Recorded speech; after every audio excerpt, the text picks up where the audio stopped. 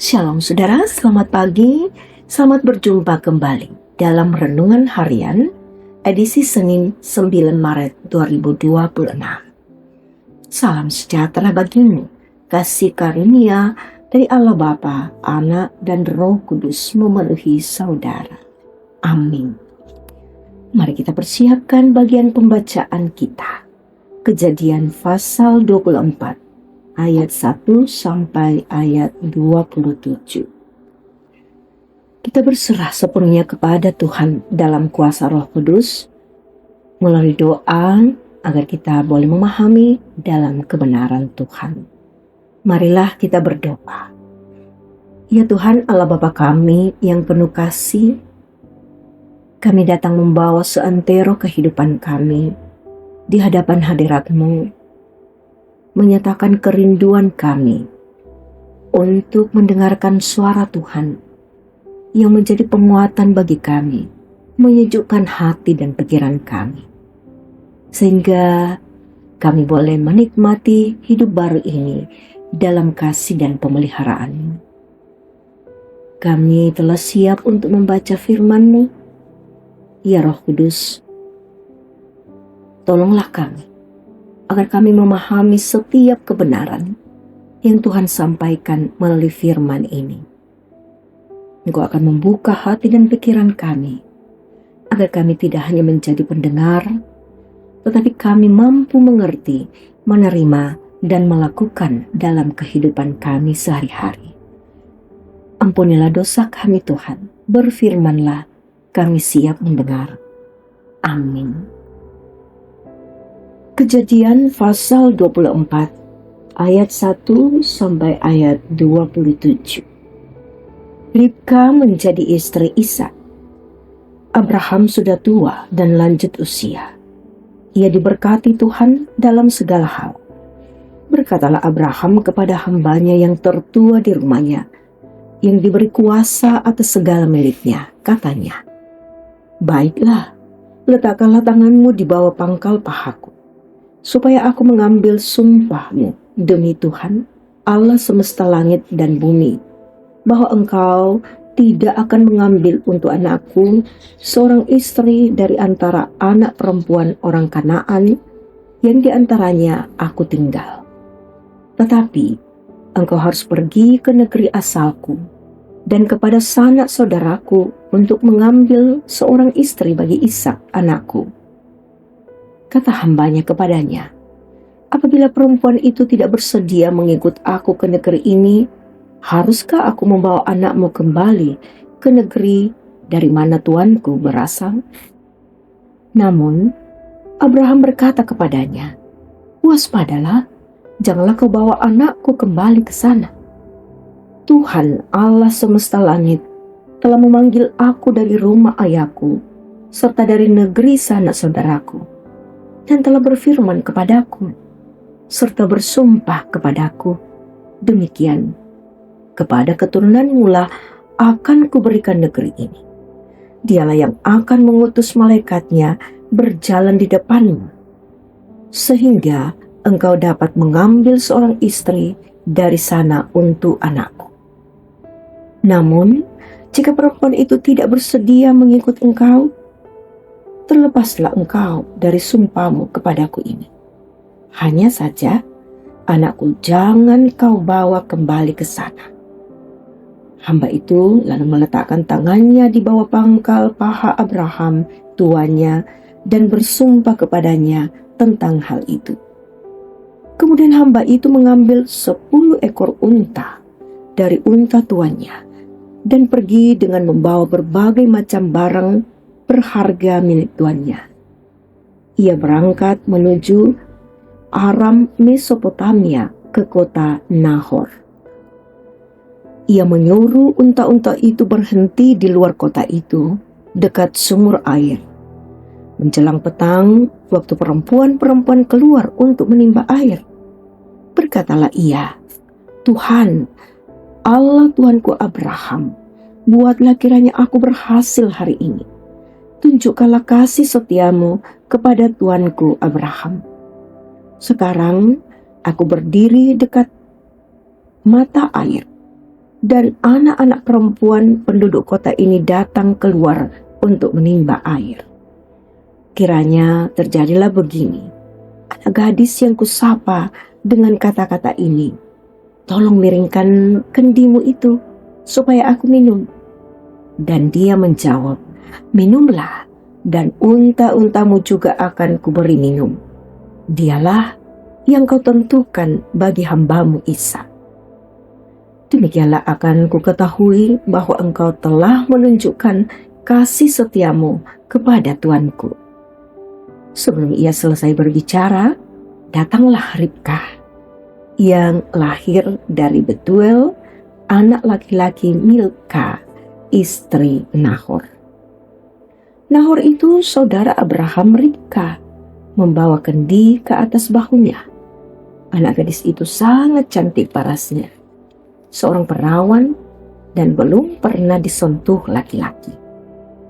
Ia turun ke mata air itu dan mengisi kendinya, lalu naik lagi.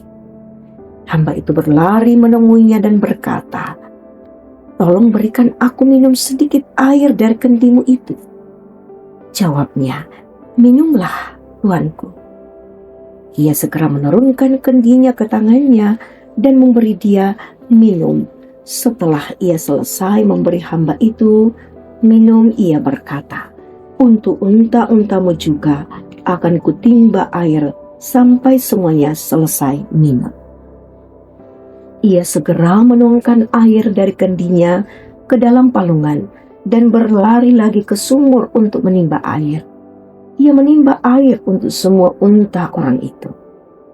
Orang itu memperhatikan diam-diam untuk mengetahui apakah Tuhan membuat perjalanannya berhasil atau tidak.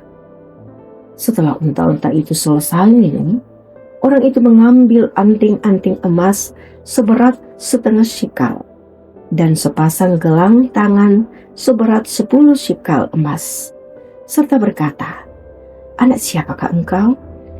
Tolong katakan kepadaku, adakah tempat bermalam bagi kami di rumah ayahmu? Ia menjawab kepadanya, ayahku Betuel, anak Milka, yang melahirkan dia bagi Nahor. Kata gadis itu lagi, baik, jerami maupun pakan ternak ada banyak pada kami. Tempat bermalam pun ada.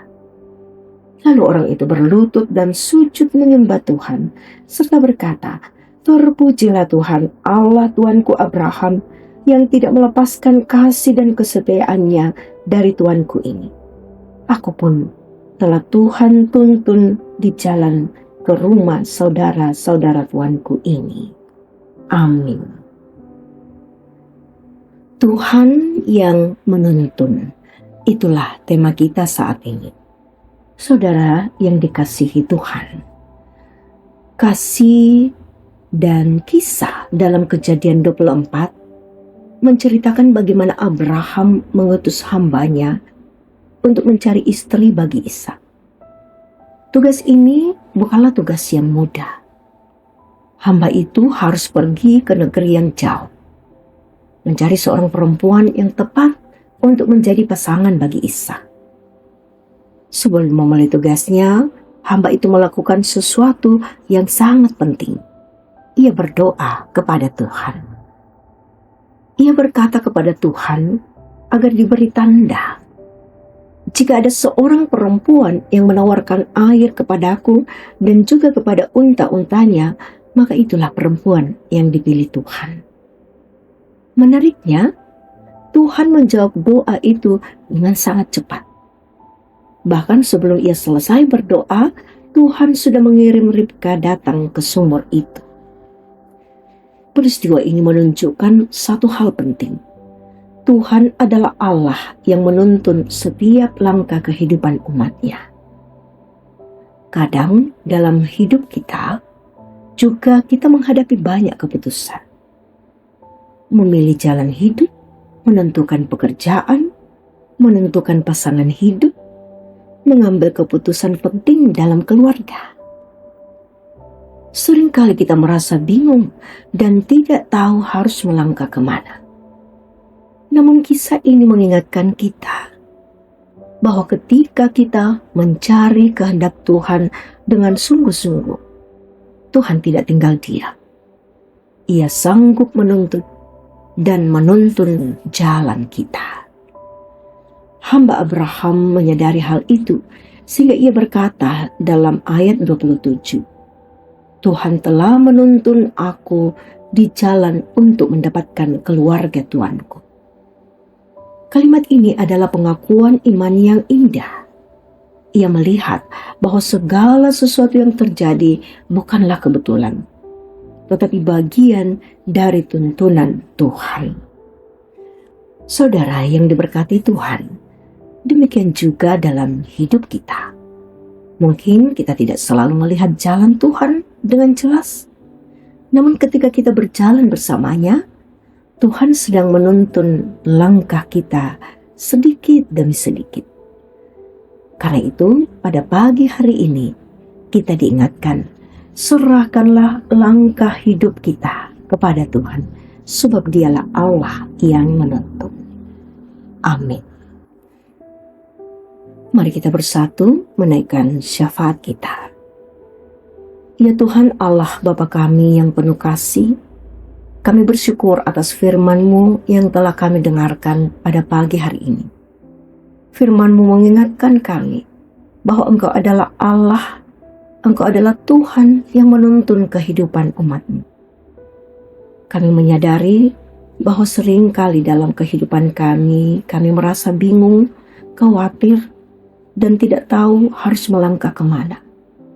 Namun melalui firman-Mu hari ini Tuhan, Engkau mengingatkan kami bahwa kami tidak berjalan sendirian, sebab Engkau selalu menuntun setiap langkah kehidupan kami. Ya Tuhan, kami hendak memulai seluruh kegiatan kami hari ini. Kami menyerahkan semuanya ke dalam tangan kasih Tuhan.